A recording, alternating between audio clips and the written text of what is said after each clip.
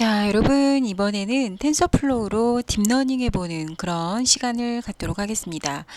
여러분들 그 알고리즘이라고 하는 말을 굉장히 많이 들어보셨을 거예요. 여러분들께서 이제 어떤 문제 해결을 하기 위해서 알고리즘을 스스로 만들 수도 있고 기존에 있는 알고리즘을 사용하실 수도 있는데 기계가 스스로 데이터를 학습을 해서 판단할 수 있는 그런 알고리즘을 만드는 것을 이제 머신러닝이라고 이야기를 하죠. 그리고 머신러닝 안에 딥러닝이라고 하는 뉴럴 네트워크가 있는 거죠. 뭐 여러분들이 쉽게 생각할 수 있는 그런 머신러닝 같은 경우에는 스팸 메일이 도대체 어떤 게 스팸 메일인지 기계가 자동으로 분류를 해준다거나 아니면은 여러분께서 어떤 쇼핑을 하시는데 여러분한테 알맞은 게 이런 거야 라고 이렇게 추천을 해준다든가 이런 것들을 이제 머신러닝의 예라고 이야기를 할 수가 있겠죠. 자, 머신러닝은 이렇게 세 가지 종류로 해서 나눌 수 있다라고 미리 말씀을 좀 드렸었습니다. 이 슈퍼바이즈드 러닝이라고 하는 것은 데이터에 어떤 정답이 있어요. 이런 모양은 1이야, 이런 모양은 2야. 그런 식으로 해서 이제 어떤 모양에 아니면은 데이터에 정답을 레이블을 붙여놓고 그러면은 이건 뭘까라고 이렇게 제시를 했을 때, 이 모양은 1이야, 이 모양은 9에 가까워. 그렇게 이제 어떤 정답이 있는 레이블이 있는 데이터에 대해서 기계가 답을 하는 것을 슈퍼바이즈드 러닝이다 라고 이야기를 하죠. 그리고 언슈퍼바이즈드 러닝이라고 하는 것은 데이터에 정답이 없는 거예요. 막 데이터를 무작위로 막 주고 기계가 이제 스스로 학습을 하는 거죠. 스스로 학습을 해서 이 모양은 10 같은데 이 모양은 8 같은데 7 같은데 그렇게 이제 예측을 하는 거죠. 그리고 레인포스먼트 러닝이라고 하는 것은 강화학습이다라고 해서 어떤 뭐 손실을 받으면서 또는 보상을 받으면서 최종 점수를 높이는 방향으로 해서 기계가 수만 번의 트라이얼 앤 에러를 통해서 스스로의 알고리즘을 만들어가는 것을 강화학습이다라고 이야기를 하는 것입니다. 뭐 여러분들이 이제 이 머신러닝, 딥러닝을 향후에 이제 우리 과정을 통해서 상세하게 배우실 텐데 굉장히 재밌으실 거예요. 여러분들께서 이제 어떤 데이터만 주면 컴퓨터가 스스로 학습을 해서 예측을 하고 답을 딱 준단 말이죠. 그걸 우리가 이번 강의의 마지막에 한번 해볼 수 있도록 하겠습니다. 자, 초기에 인공지능이라고 하는 그런 개념이 나왔다라고 말씀을 드렸었죠. 여러 개의 입력과 가중치를 곱해가지고 이제 합한 것을 하나의 결과로 출력을 하는 거예요. 자, 지금 보시면은 이번에 여러분들께서 성적이 80점이에요. 그리고 뭐 2회차에 어떤 시험을 보셨는데 90점이에요. 그러면은 최종으로 이 사람이 어떤 성적을 받게 될 것인가 그걸 이제 예측을 하는 건데 뭐 일이라기보다는 결과라고 이야기를 해야 되겠죠. 자, 그러면은 이 가중치를 여러분들께서 스스로 가중치를 줄 수도 있겠죠. 이거는 이 시험은 뭐 0.50% 정도 중요했어. 이 시험은 50% 정도 뭐 중요했어. 또는 뭐 이 성적이 정말 중요했어 하면 0.7, 0.3 그렇게 하셔도 되겠죠. 그래서 이 가중치로 곱하는 겁니다.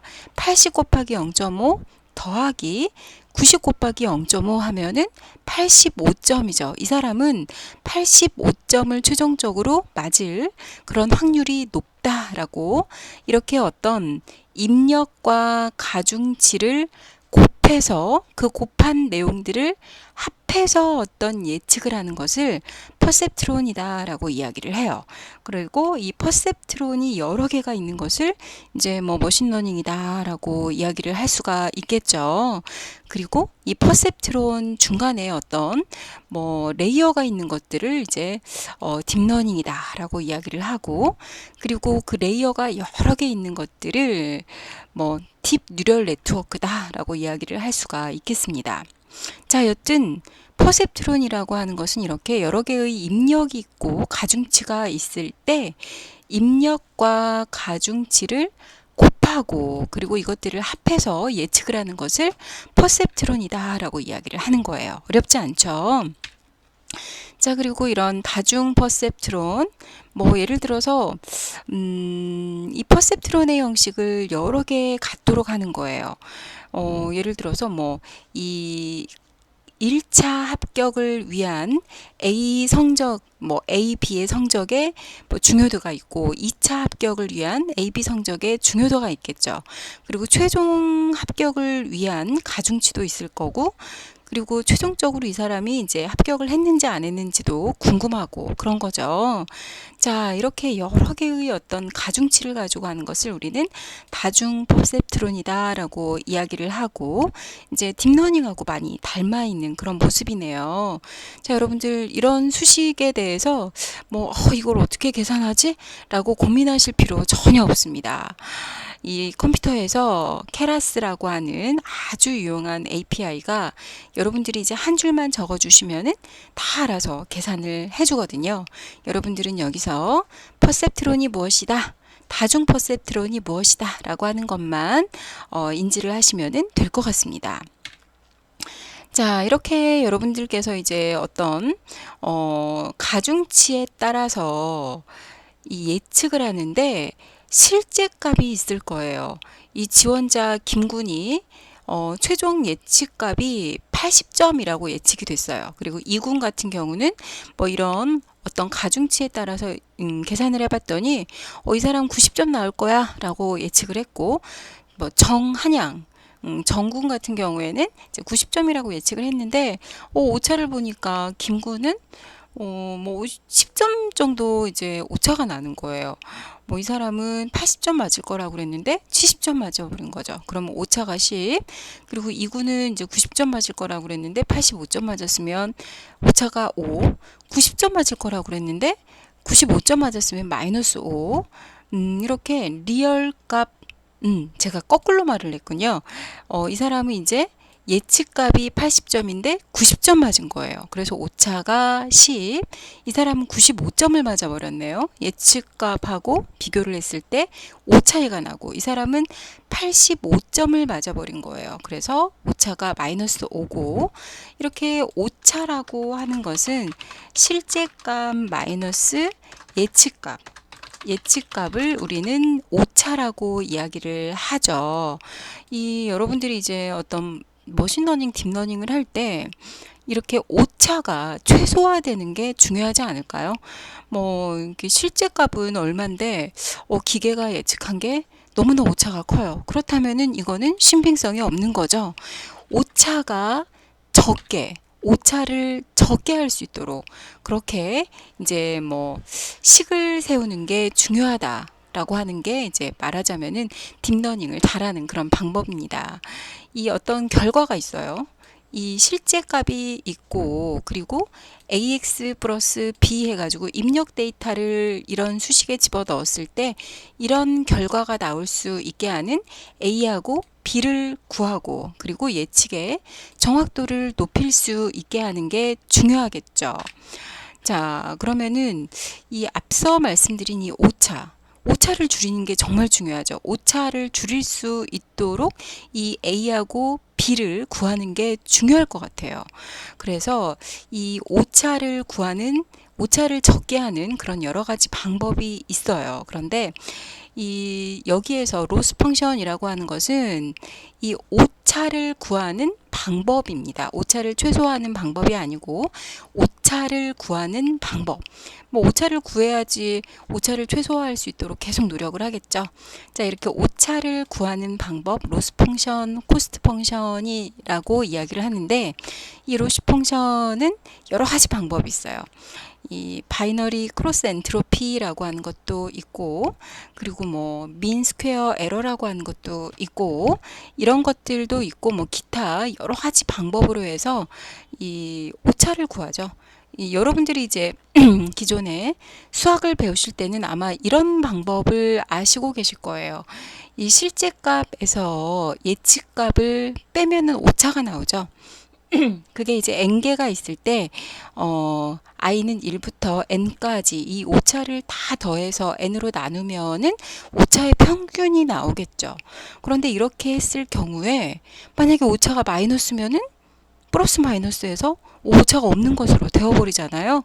그래서 그렇게 하지 않기 위해서 뭐 이렇게 절대값을 씌운다든가 아니면은 제곱을 해가지고 나눈다든가 아니면은 뭐 바이너리 크로스 엔트로피를 한다든가 이렇게 해서 오차를 정확하게 측정하는 방법이 있습니다. 뭐 거의 이런 바이너리 크로스 엔트로피나 또는 민 스퀘어 에러라고 하는 그런 로스 펑션을 많이 사용을 해요. 이게 에러를 그러니까 오차를 정확히 여러분들이 이제 계산을 하셔야지만 그게 최소화될 수 있도록 노력을 할 수 있는 거죠. 자, 오차를 구하는 여러 가지 식을 먼저 이제 소개를 해드렸고요.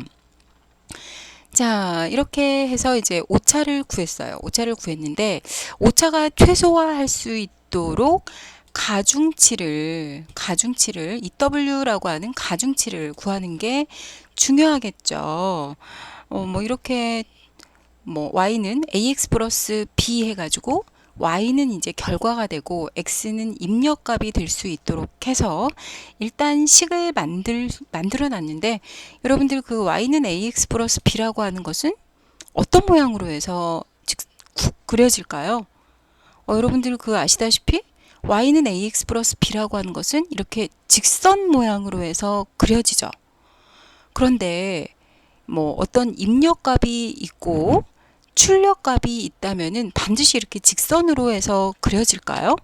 그렇지 않고 이렇게 직선 밖에 있는 어떤 직선에 포함하지 않는 다양한 경우도 있겠죠. 논 리니어의 사례가 있을 거예요.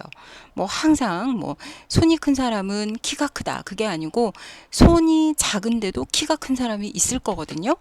이렇게 어떤 직선에 여러분들이 예측한 이 함수 직선에 포함하지 않는 다양한 경우도 예측을 해야 될 필요가 있습니다. 그러면은 y는 ax 플러스 b 말고 또 다른 식을 이 수식에 추가를 해서 직선에 포함되지 않는 다양한 경우도 예측할 수 있도록 하면은 좋겠다라고 하는 거죠. 그게 바로 활성함수라고 하는 것입니다. 이 활성함수라고 하는 것은 이 노드에 들어오는 값들에 대해서 곧바로 이 레이어에 전달하지 않고 어떤 비선형 함수를 통과시켜서 어떤 예외 상황에 대해서 예측이 가능하도록 그렇게 하는 게 바로 활성 함수예요. 이 활성 함수를 적용을 하시면은 이 활성 함수를 여기 적용을 하시면 비선형적인 어떤 예측도 가능한 거죠. y는 ax 플러스 b가 아니고 이 중간에 어떤 비선형 함수가 있어가지고 그걸 통과하면은 다양한 사례에 대해서 예측을 할 수가 있다라고 하는 것입니다. 자, 이런 함수 중에 이 활성 함수의 대표적인 게 시그모이드, 뭐 하이퍼볼릭, 뭐 그런 것들이 있는데 시그모이드는 확률 값을 예측할 때 많이 사용이 돼요. 그래서 0과 1 사이의 결과가 수렴하게 되는 거죠. 자, 지금 여러분들 이런 수식 외우실 필요 전혀 없습니다. 활성함수에는 이런 게 있다라고 하는 것만 지금 말씀을 드리는 거예요. 자, 활성함수 대표적인 거 하나가 시그모이드 함수, 그리고 두 번째가 하이퍼볼릭 탄젠트 함수, 그리고 세 번째가 렐루라고 하는 함수가 있고요. 자, 이렇게 이제 활성함수가 있어요. 활성함수를 이용을 하시면은 비선형적인 그런 어떤 입력에 대해서 예측을 여러분들이 다양하게 할 수가 있는 거죠. 자, 그렇다면 이 딥러닝을 할 때 어떤 가중치를 이용을 해서 우리가 예측을 하는데 어떤 오차, 그러니까 총 손실이라고 하는 게 최소화되는 게 굉장히 중요하겠죠. 그러니까 오차하고 그러니까 실제 값하고 여러분들이 예측한 값이 최소가 되는 그런 게 아마 가장 정확한 그런 예측이라고 할 수가 있을 거예요. 이렇게 실제 값과 예측 값의 차이를 최소화할 수 있도록 하는 방법이 바로 경사하강법이라고 하는 것입니다. 이것도 마찬가지로 여러분들이 뭐 정확하게 외워가지고 막 아우 이거 너무 어려워 그러실 필요 없어요. 그냥 경사하강법은 실제값과 예측값 사이의 차, 말하자면 오차, 이 총 손실을 최소화하는 방법이다 라고 하는 것만 알아두시면 되고요. 이 경사하강법의 종류로는 뭐 여러 가지가 있겠죠. 그거는 이제 이 컴퓨터에서 알아서 이제 잘 여기 최소점, 이 총 손실이 최소가 되는 점을 잘 찾을 수 있도록 그렇게 해주는 게 중요한데요. 뭐 이 경사하강법이라고 하는 것은 뭐냐면은 말하자면 여러분들이 이제 W 값을 이 가중치 W 값을 랜덤하게 잡아요. 랜덤하게 잡고 이 W 값을 기준으로 해서 다음 이 W 값이 예를 들어서 3.5일 때는 총 손실이 뭐 이렇게 되겠죠.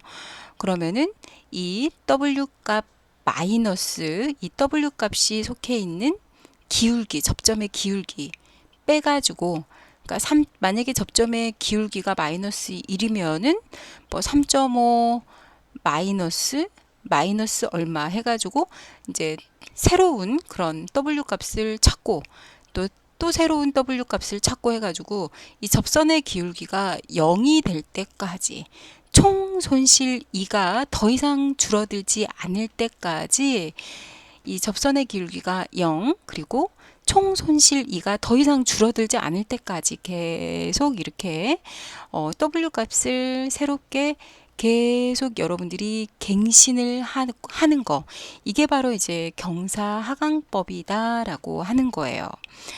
이 경사하강법에서 예를 들어서 여러분들이 W를 여기서부터 시작을 해서 이제 경사하강을 했어요. 그러면은 이 지점에서 더 이상 접선의 기울기가 0이고 더 이상 이제 W 값이 줄어들지 않기 때문에 컴퓨터는 여기가 바로 최적의 W 값인가 봐 라고 생각할 수 있는데 그렇지 않잖아요. 여기가 최적의 W 값인데 그죠? 총 손실 2가 가장 작은 W 값이 바로 최적의 W 값인데 지금 임의의 W를 뭐 여기 정도 뭐 여기 정도에서 시작을 한다면은 이 지점에 가서 이게 최적의 W야 라고 이야기를 할 수가 있을 것 같아요. 이런 경우를 이제 제거를 하기 위해서 알파라고 하는 러닝 레이트를 이제 하나 집어 넣어서 이 러닝 레이트에 의해서 이 로컬 미니마 그러니까 잘못된 W 값을 찾는 것을 방지를 해주는 거예요. 이것도 역시 컴퓨터가 다 알아서 해줍니다. 이 러닝 레이트는 뭐 여러분들이 적절하게 집어 넣으시면은 컴퓨터가 학습을 하면서 러닝 레이트도 이제 스스로 이제 수정해서 합리적으로 찾고 그렇게 되는 거예요. 자, 그래서 경사하강법이라고 하는 것은 최적의 W 값을 찾기 위해서 이 최적의 W 값이라고 하는 것은 총 손실, 오차가 가장 적은 그런 W 값을 찾기 위해서 계속 W 값을 갱신하는 것을 경사하강법이다 라고 이야기를 하고 이 최적의 W 값을 찾기 위해서 러닝 레이트라고 하는 것을 사용한다라고 하는 거 알아두시기 바랍니다. 이 러닝 레이트를 최적의 이제 말하자면은 옵티마이저, 이 경사하강법의 옵티마이저를 하기 위해서 이 러닝 레이트를 이제 적용을 하는데 이 러닝 레이트는 말하자면은 실험적으로 그냥 집어 넣으시면 되고 그리고 이 가변적으로 계속 수정하면서 러닝 레이트 옵티마이저를 해가는 게 이제 컴퓨터가 할 일이죠. 여러분들이 하실 일이 아니고 그래서 이 러닝 레이트 방법에는 뭐 모멘텀, 아다그레드, 뭐 RMS 프로 그리고 아담 그런 것들이 있는데 여러분들 뭐 아담 정도 사용하시면 될 것 같아요. 그래서 러닝 레이트에 대해서 이제 설명을 좀 해드렸고요. 대표적인 러닝 레이트 방법, 모멘텀, 아다그라드, 뭐 RMS 프로, 아담 있는데 아담을 이제 우리가 사용을 해서 우리는 실습을 한번 해보고자 합니다. 자, 여기까지 해서 정말 빠르게 이제 딥러닝을 텐서플로우로 해서 이제 사용을 할 때, 이제 구현을 할 때 사용하는 그런 어떤 개념들 그리고 함수에 대해서 짧게 한번 말씀을 드려보았어요. 그러면은 이 텐서플로우를 이용을 해서 우리가 직접 딥러닝을 한번 해보도록 하죠. 지금까지 여러분들이 이제 그 전에 파이썬 문법을 제가 짧게 말씀을 드렸을 거예요. 그걸 기초로 해서 여러분들이 뭐 넘파이도 간단히 사용을 하시고, 그리고 뭐 어레이도 간단히 사용을 하시고, 그리고 판다스도 사용을 하시고 해서 한번 해볼 수 있도록 하겠습니다.